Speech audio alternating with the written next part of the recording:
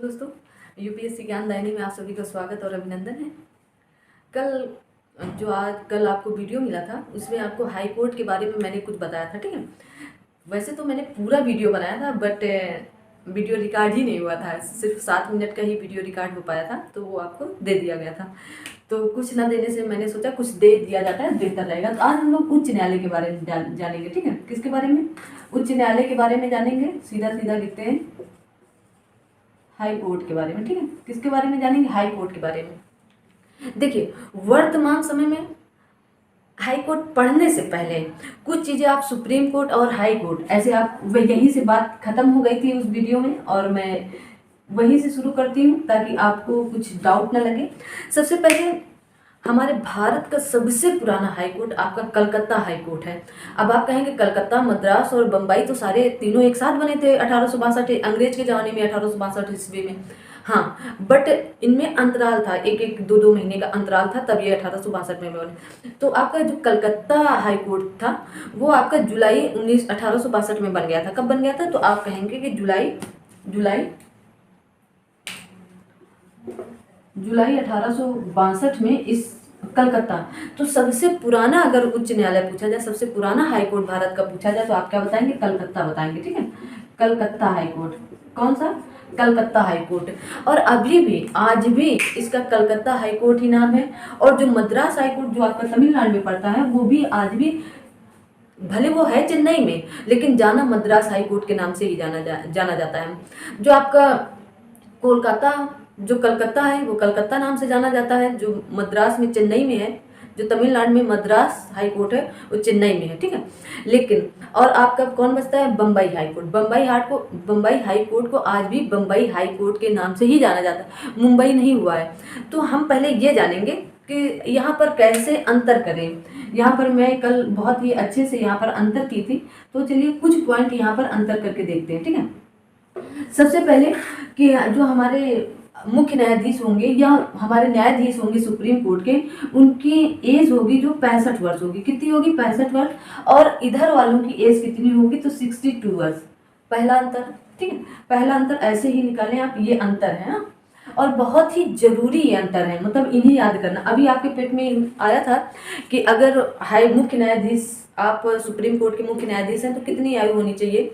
तो आप वहाँ पर 65 वर्ष भी था, 62 वर्ष भी था। तो इसलिए इसमें कंफ्यूजन बिल्कुल ना रखें, ठीक है। सिर्फ यहाँ 62 वर्ष है, यहाँ पर मुख्य न्यायाधीश सभी की एज आपको 65 मतलब 65 वर्ष ही होनी चाहिए, ठीक है। पहला। अब यहाँ के जो आपके मुख्य न्यायाधीश होते हैं, चीफ जस्टिस ऑफ इंडिया, इन्हें क्या कहा जाता है? Chief justice of India. देखना यहाँ कितना बड़ा अंतर है। यहाँ के चीफ जस्टिस, यहाँ क्या कहा जाएगा? Chief justice Allahabad high court. कितना बड़ा अंतर हो गया ना। अब यहाँ पर जैसे इनको चीफ जस्टिस ऑफ इंडिया कह दिया गया है, अगर इन्हें chief justice of Uttar Pradesh कहा जाता तो, बट इन्हें नहीं कहा गया। क्यों? क्योंकि इन्हें 4 दीवारी के अंदर पैक कर दिया गया। इनके लिए कोर्ट बना दिया गया, हाई कोर्ट एक बनाया गया कि आप इसी के अंदर, इस घेरे के अंदर बंद रहेंगे। मतलब आप अपनी जजिंग, जो आप जजमेंट सुनाएंगे वो आप इस घेरे के, मतलब आप हाई कोर्ट में ही सुना सकते हैं। लेकिन इन्हें कहा गया चीफ जस्टिस ऑफ इंडिया। क्या कहा गया? चीफ जस्टिस ऑफ इंडिया कहा गया। मतलब अब सोचिए, सर्वोच्च न्यायालय का मुख्य न्यायाधीश कितना पावरफुल है कि वो पूरे भारत का न्यायमूर्ति है, ना कि सर्वोच्च न्यायालय का। सर्वोच्च न्यायालय का तो है ही, साथ में पूरे भारत का वो न्यायमूर्ति। कैसे? इसमें जो ये इंडिया लिखा है ना, यहाँ पर chief justice of supreme court भी तो लिखा जा सकता था, बट नहीं लिखा गया। तो जो इंडिया लिखा गया है, मतलब अगर ये अपनी गली से निकल रहे हैं और किसी ने इनके ऊपर कंकड़ फेंक दिया, उदाहरण के तौर पर ना, कि आपको समझ में आए, तो अगर इनके ऊपर किसी ने कंकड़ फेंक दिया तो उस कंकड़ के लिए ये वहीं पर, इनके लिए सुप्रीम कोर्ट आना जरूरी, वहीं पर जजमेंट सुना देंगे कि आपको 5 साल की सजा। 5 साल की सजा मतलब सजा हो गई, बस। ये अंतर है, सबसे बड़ा जो अंतर है, क्या है? ये अंतर है, ठीक। समझ में आई ना बात? चीफ जस्टिस ऑफ इंडिया क्यों कहा जाता है? हम आएंगे वहां पर। अनुच्छेद बहुत इंपॉर्टेंट अनुच्छेद नहीं है इसमें, बस इसमें समझना बहुत जरूरी है। देखिए, इनकी नियुक्ति कौन करता है? इनकी नियुक्ति करते हैं आपके प्रेसिडेंट। कौन करते हैं? आपके प्रेसिडेंट। और इनकी नियुक्ति कौन करता है? मुख्य न्यायाधीश या न्यायाधीश, इनकी नियुक्ति भी कौन करता है? आपके प्रेसिडेंट ही करते हैं। तो कहेंगे इसमें अंतर क्या हुआ? आप ये बोल सकते हैं ना, आपके मन में ये डाउट आ गया होगा कि इसमें फिर अंतर क्या है, जब इसमें भी प्रेसिडेंट राष्ट्रपति जी करते हैं, इसमें भी राष्ट्रपति जी नियुक्ति करते हैं। हाँ, अब इनमें नियुक्ति कैसे होती है ये बड़ी बात है। चलिए आइए देखते हैं। देखिए हाई कोर्ट, यहाँ लिखे हाई कोर्ट, ऐसे बंद कर लें और इसके सामने 2 एरो निकालें। यहाँ लिखे 10 वर्ष, 10 वर्ष किसी हाई कोर्ट में, किसी हाई कोर्ट लिखा है, किसी हाई कोर्ट में क्या रहे हूँ? वकील रहे हूँ। कम से कम कितने वर्ष? 10 वर्ष। दूसरे में लिखे 5 वर्ष किसी हाई कोर्ट में, किसी हाई कोर्ट में क्या रहे हूँ? जज रहे हूँ। ठीक, पहला अंतर, मतलब ये अंतर। और इनकी जो प्रेसिडेंट जी नियुक्ति करते हैं ना, इनकी नियुक्ति पता है कैसे होती है? इनकी नियुक्ति राष्ट्रपति जी मुख्य न्यायाधीश से सलाह लेते हैं और सुप्रीम हाई कोर्ट के न्यायाधीशों से भी, हाई कोर्ट के मुख्य न्यायाधीश से भी सलाह लेते हैं इनकी नियुक्ति पर। ठीक है, शपथ भी कौन दिलाएगा इनको? राष्ट्रपति जी दिलाएंगे। अब आते हैं इधर, पहले ये वाली बात लिख लेते हैं, फिर वो वाली बात समझाते हैं। कौन सी? जो बाद में बताई। तो इसमें लिखे हैं 10 वर्ष तक वकील, 10 वर्ष तक वकील रहे हूं। कहाँ? हाई कोर्ट में। कहाँ? हाई कोर्ट में। 10 वर्ष तक जज रहे हूं। कहाँ? ये इंपॉर्टेंट, डिस्ट्रिक्ट कोर्ट में, मतलब अधीनस्थ न्यायालय में, हाई कोर्ट से जो नीचे न्यायालय, उसमें 10 वर्ष तक जज रहे हों। ये सबसे बड़ा अंतर, मतलब सबसे बड़ा अंतर तो ये था। और फिर उसके बाद चीफ जस्टिस ऑफ इंडिया था, और उसके बाद ये अंतर आता है कि इसमें 10 वर्ष, ये तो सेम सेम हो जाता है, ये सेम सेम हो जाता है, लेकिन ये यहाँ पर 5 वर्ष और यहाँ पर 10 वर्ष का कहते हैं। 10 वर्ष का जज हो, लेकिन कहाँ? आपके डिस्ट्रिक्ट कोर्ट में, आपके अधीनस्थ न्यायालय में, तब यहाँ के मुख्य न्यायाधीश बनने की या न्यायाधीश बनने की योग्यता रखेंगे। ठीक है, हाई कोर्ट में। अब देखिए इनकी नियुक्ति भी कौन करते हैं? राष्ट्रपति जी करते हैं। कौन करते हैं? राष्ट्रपति। हमेशा याद रखेंगे, इनकी नियुक्ति भी राष्ट्रपति जी ही करेंगे। कैसे? देखिए इनकी नियुक्ति कैसे होती है। सुप्रीम कोर्ट के मुख्य न्यायाधीश, राज्यपाल और हाई कोर्ट के मुख्य न्यायाधीश की सलाह पर राष्ट्रपति जी नियुक्ति करते हैं। सोचिए कितनी बड़ी इनकी प्रक्रिया, कितनी लंबी है ना, सोचने में कि राज्यपाल भी सलाह देंगे, मुख्य न्यायाधीश भी सलाह देंगे, हाई कोर्ट के न्यायाधीश भी सलाह देंगे, तब मुख्य न्यायाधीश की नियुक्ति होती है। हाँ, लेकिन शपथ कौन दिलाएगा? तो शपथ इनको कौन दिलाएगा? शपथ, यहाँ पर शपथ लिख लें, शपथ, ओथ, ओथ कौन दिलाएंगे? आपके प्रेसिडेंट। यहाँ पर शपथ लिखें और शपथ के आगे लिखें राज्यपाल। ये बड़ा अंतर है भाई, जबरदस्त तरीके से। राज्यों के जो हाई कोर्ट है उनकी शपथ राज्यपाल दिलाएंगे, लेकिन नियुक्ति आपके राष्ट्रपति जी ही करेंगे। ये डाउट बिल्कुल क्लियर करके रखना, ये डाउट ना अच्छे को ले डूबता है। और एक प्रश्न 1 नंबर, मतलब मेरिट के आर और पार में बहुत बड़ा अंतर होता है भाई।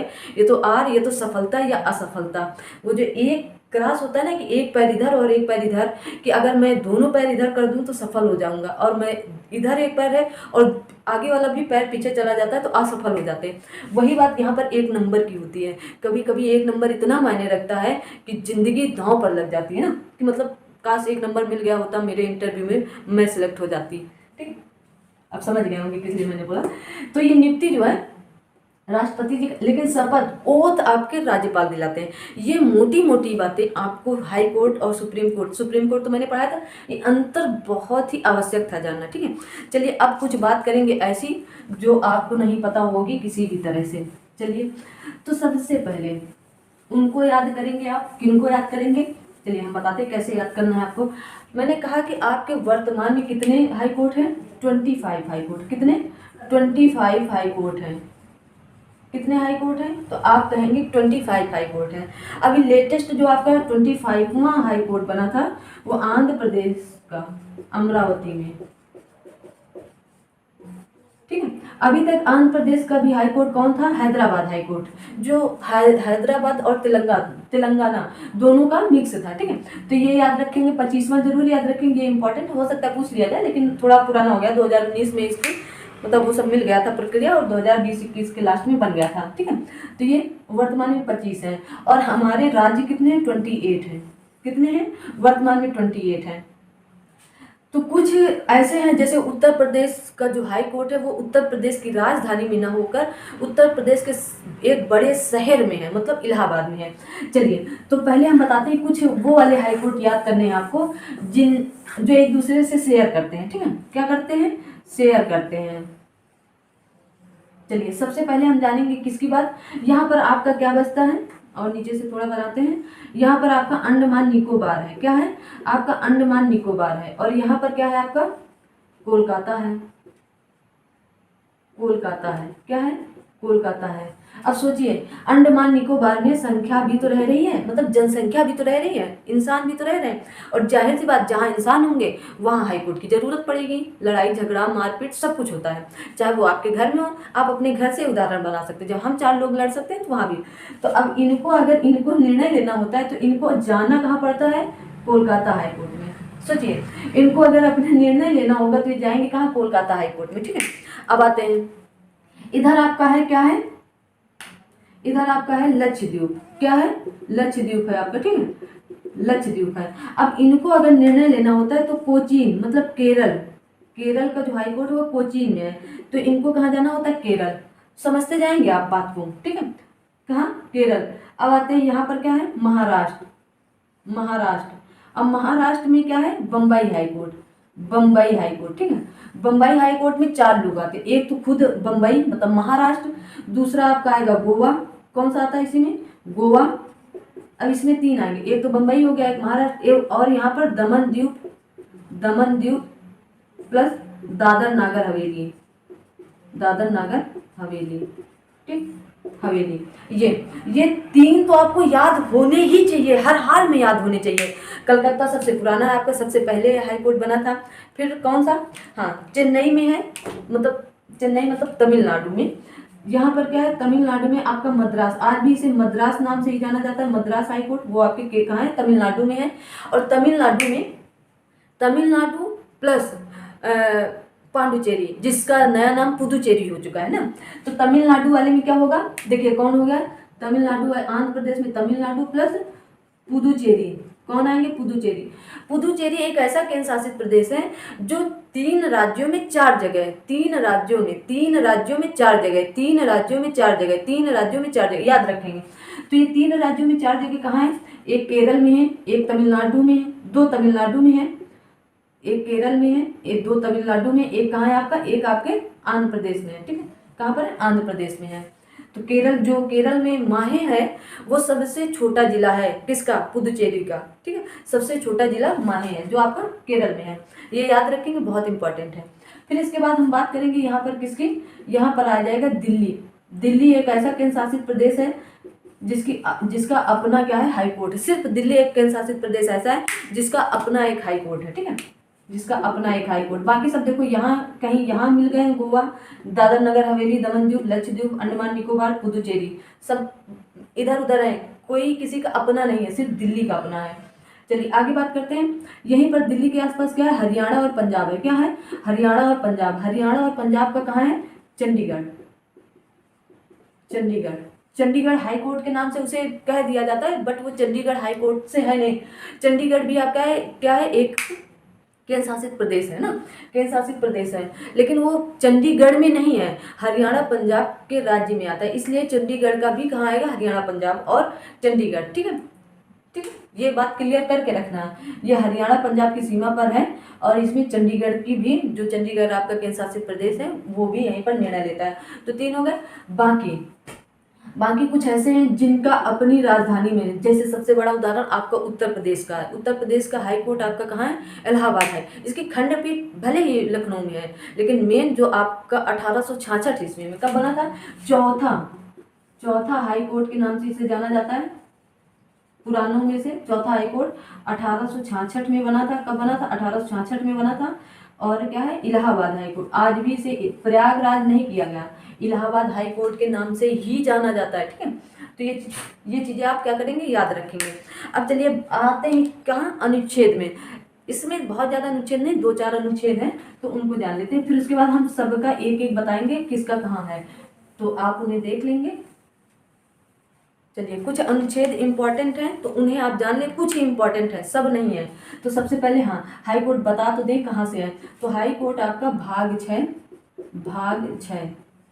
राज्य की जितनी बात आएगी भाग 6 के अंतर्गत आएगी। और आपके आर्टिकल 214 से लेकर 231 तक है। कहाँ तक? 214 से लेकर 231 तक है, ठीक है, याद रखें। अब आर्टिकल 214 कहता है, क्या कहता है? आर्टिकल 214 आपका कहता है, देखिए ये वाला आर्टिकल आपको याद रखना है, कभी कभी दिमाग से कुछ चीजें स्किप हो जाती है। आर्टिकल 214 कहता है कि राज्यों के लिए उच्च न्यायालय, राज्यों के लिए उच्च न्यायालय है ना, क्या होगा? राज्यों के लिए हाई कोर्ट। अब यहाँ पर HC लिख दे, शायद समझ जाएंगे। राज्यों के लिए हाई कोर्ट होगा। उसने ये नहीं कहा कि एक हाई कोर्ट एक या एक से अधिक राज्यों के लिए होगा, बल्कि ये प्रावधान है, आगे आएगा, ठीक है। फिर इसमें कहा गया आर्टिकल 215 में कही गई बात, आर्टिकल 215 में कहा गया है कि गठन, जो आपके उच्च न्यायालय है इसका गठन कैसे होगा। मैंने आपको सारी बात पहले से बता रखी है, ठीक है। क्या कहा गया है? आपका गठन कौन सा अनुच्छेद में? अनुच्छेद 216 में कहा गया है, ठीक है। अनुच्छेद 216 में, आर्टिकल 216 में कहा गया है कि उच्च न्यायालयों का गठन कैसे होगा, ठीक है, उच्च न्यायालयों का गठन कैसे होगा। फिर अनुच्छेद 215 में कहा गया कि उच्च न्यायालय अभिलेख न्यायालय के रूप में है। अब अभिलेख न्यायालय के रूप में कैसे होगा? देखिए 215 में कह रहा है कि अभिलेख न्यायालय के रूप में, अभिलेख न्यायालय, ठीक है। अभिलेख न्यायालय क्या होता है? तो अभिलेख न्यायालय का मतलब होता है, जैसे आप सुप्रीम कोर्ट में, मैंने बताया था, यही बात समझते चले ताकि बहुत आगे दूर तक जाना ना पड़े ना, सब कुछ यही समझ लें। अभिलेख न्यायालय का मतलब होता है कि सुप्रीम कोर्ट की तरह हाई कोर्ट भी, देखिए अपने यहाँ कैसी है, देखिए ऐसे बना ले, तो ये क्या हो गया आपका डिस्ट्रिक्ट कोर्ट, ये क्या होगा आपका हाई कोर्ट, ये क्या होगा आपका सुप्रीम कोर्ट, ठीक है। सबसे ऊपर कौन होगा? आपका सुप्रीम कोर्ट। तो कह रहा है अभिलेख न्यायालय का मतलब क्या होता है? कह रहा है कि सुप्रीम कोर्ट की तरह ही हाई कोर्ट एक अभिलेख न्यायालय, अर्थात इसके भी निर्णयों को साक्ष्य महत्व है। साक्ष्य महत्व क्यों? क्योंकि अभी इसके नीचे डिस्ट्रिक्ट कोर्ट है ना, तो इसके साक्ष्य महत्व रखे जाएंगे और डिस्ट्रिक्ट कोर्ट लागू कर सकता है, ठीक है। साक्ष्य महत्व है, ये भी अपनी अवहेलना होने पर दंड दे सकता है, अपनी अवहेलना होने के लिए दंड दे सकता है, ठीक है। क्या करें? अगर इसकी कोई भी अवहेलना हुई तो ये भी अपने डिस्ट्रिक्ट कोर्ट को दंड दे सकता है, ठीक है। ऐसे आप याद रखें, ठीक। चलिए अब बात करते हैं इनकी कुछ अधिकारिताएं हैं, ठीक है। इनकी कुछ क्या है? अधिकारिताएं हैं। तो आइए बात करते हैं कौन कौन सी अधिकारिताएं हैं। अभिलेख न्यायालय मैंने बता दिया, तो इसमें जैसे रिट, क्या आपकी रिट अधिकारिता है या रिट क्षेत्राधिकार है, कुछ भी लिख लें, क्षेत्राधिकार भी लिख सकते हैं। रिट क्षेत्राधिकार में आप ये जान लीजिएगा कि कितनी प्रकार के रिट जारी होती हैं, तो आप बताएंगे 5 प्रकार की रिट, 5 प्रकार की रिट ना। मैंने आपको बता रखा है, परमादेश, बंदी प्रत्यक्षीकरण, प्रतिषेध, उत्प्रेषण, ठीक है। इस प्रकार से मैंने 5 आपको बता रखी हैं और 5 की 5 क्या होंगी आपकी याद होनी चाहिए। और फिर इसमें एक आरंभिक अधिकारिता आती, कौन सी? आरंभिक अधिकारिता, ठीक है। आरंभिक अधिकारिता या क्षेत्राधिकार, ऐसे ही लिख लें आप, क्षेत्राधिकार, ठीक है। आरंभिक अधिकारिता या क्षेत्राधिकार। तो आरंभिक अधिकारिता जो आती है,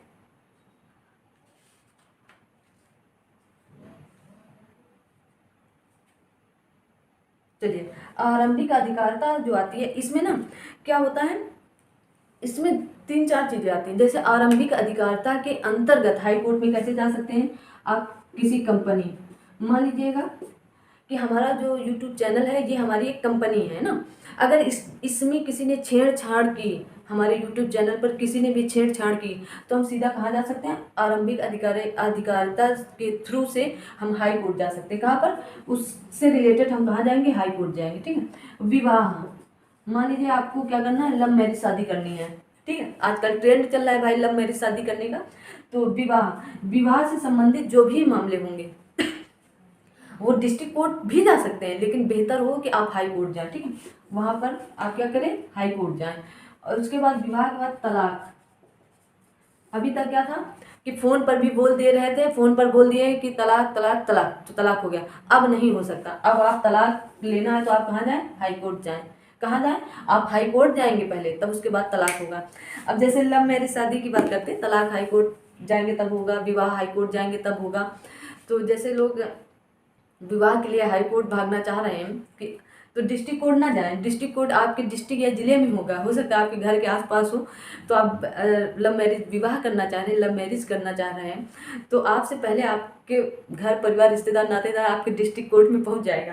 तो आप प्रयास करें कि आप हाई कोर्ट जाएं, और जब तक पता करें तब तक वहाँ वरमाला पहना चुके हों एक दूसरे को, ठीक है। चलिए आगे बात करते हैं। जैसे आपके सांसद, सांसद से रिलेटेड, सांसद सांसद या एमपी एमएलए से रिलेटेड कोई भी मतलब निर्णय लेना होगा तो कहाँ जाएंगे आप? High court. जैसे अब प्रधानमंत्री जी हैं, आपके आपके प्रधानमंत्री जी हैं, जो आपके पीएम हैं, आपके श्री मोदी जी। तो मोदी जी को अगर किसी केस में फंस गए या कुछ भी हो गया, तो वो, क्योंकि वो वाराणसी के क्या सांसद हैं, तो वो कहाँ जाएंगे? वो हाई कोर्ट जाएंगे। ना कि वो, उनका दिमाग ये मत लगाना कि वो दिल्ली में रहते हैं, वो एक प्रधानमंत्री हैं तो वो हाई कोर्ट, आप सुप्रीम कोर्ट दिल्ली में बगल में कूद के चले जाएंगे ना, वो हाई कोर्ट जाएंगे, ठीक है, हाई कोर्ट जाएंगे। तो शायद इतनी मोटी मोटी बातें आपको समझ में आ गई होंगी सारी ना। अब लेख तो कितनी अधिकारताएं होती हैं? इसी को मूल अधिकारता कहते हैं। क्या कहते हैं? इसी को मूल अधिकारता कहते हैं। आरंभिक अधिकारता कोई मूल। एक आती है अपीलीय अधिकारता। क्या आती है? अपीलीय अधिकारता।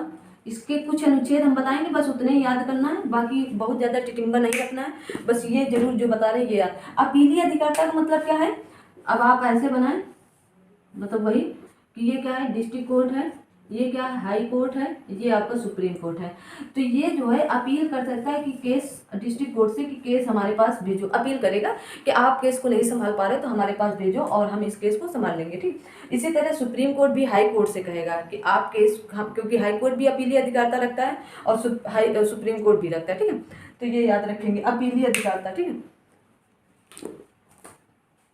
इतनी बातें आपको शायद समझ में आ गई होंगी बहुत अच्छे से, क्योंकि इतने अच्छे से मतलब मैं आपको बता रही हूँ, बस इतना ही आपको समझना था। और एक अनुच्छेद और, मतलब एक आप दो याद कर लिए ना, एक 214 याद कर लें, 214, एक 216 और एक 231, ठीक, हाँ 231। अब 231 क्या कहता है? 231 कहता है दो या अधिक राज्यों के लिए, दो या दो से अधिक राज्यों के लिए उच्च न्यायालय, दो या दो से अधिक राज्यों के लिए क्या होगा? हाई कोर्ट, ठीक। और आपके है भी दो या दो से अधिक राज्यों के लिए, जैसे आप 7 बहनों वाला राज्य देख रहे हैं, 7 बहनों वाला राज्य देख रहे हैं, वहाँ पर गुवाहाटी, आपका जो गुवाहाटी है वो किसी की राजधानी नहीं है, ठीक है, ये किसी की राजधानी नहीं है, ये असम का एक बड़ा शहर है। कहाँ का? असम का एक बड़ा शहर है। इसमें कौन कौन से आते हैं? आपका असम, जिसे आप असोम भी कहते हैं, असम आता है, आपका अरुणाचल प्रदेश आता है, क्या आता है? अरुणाचल प्रदेश भी आता है, आपका इसमें क्या आता है? मिजोरम भी आता है, आपका नागालैंड भी आता है, ठीक है।